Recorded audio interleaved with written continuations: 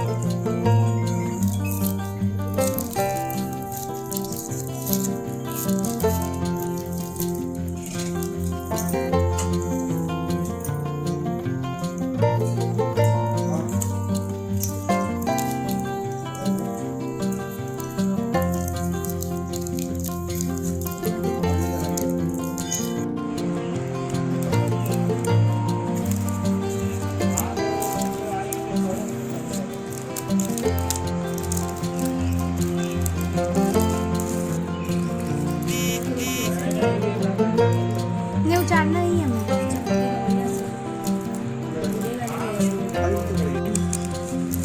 वजन होगा उसका, ऐसे गिर जाएगा थोड़ा। वजन होगा अभी, कम हो जाएगा।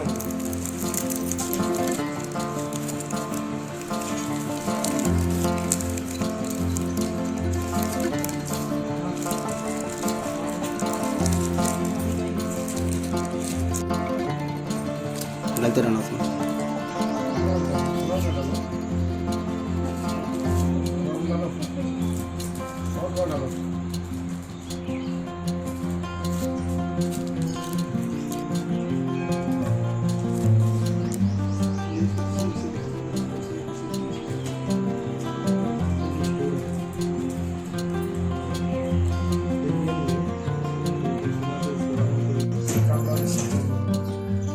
एक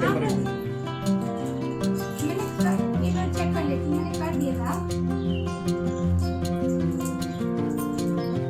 हाँ भेज सत्युष वो क्या बोल करते नहीं होगा।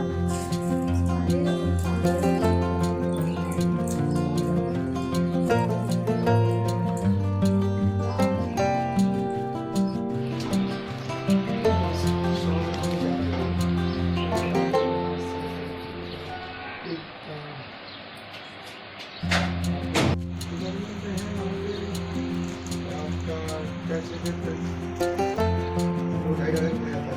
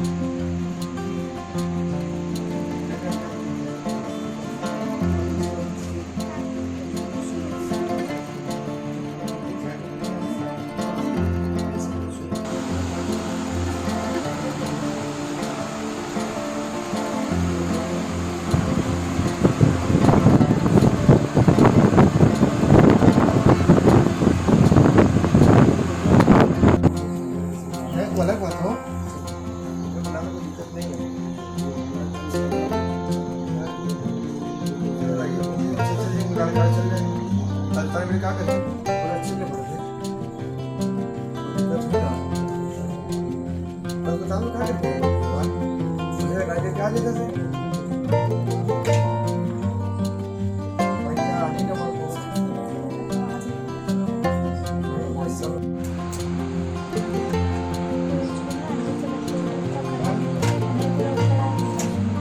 डाल देगा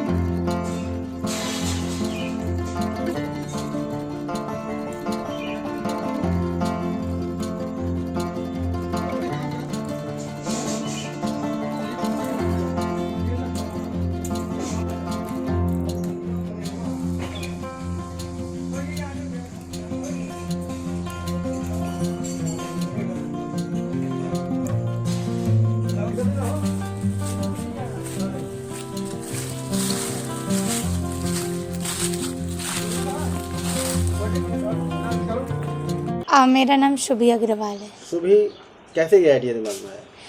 हम लोग की नॉर्वे में एक वहाँ पे एनआरआई हैं जो हमारे लकड़ी का सामान है, हमारा जो कास्ट कला का जो मेरा फैमिली बिजनेस है, तो वो लेती थी। तो वो एक बार दिल्ली आई थी और यहाँ पे हमारे पास बनारस में भी आई थी।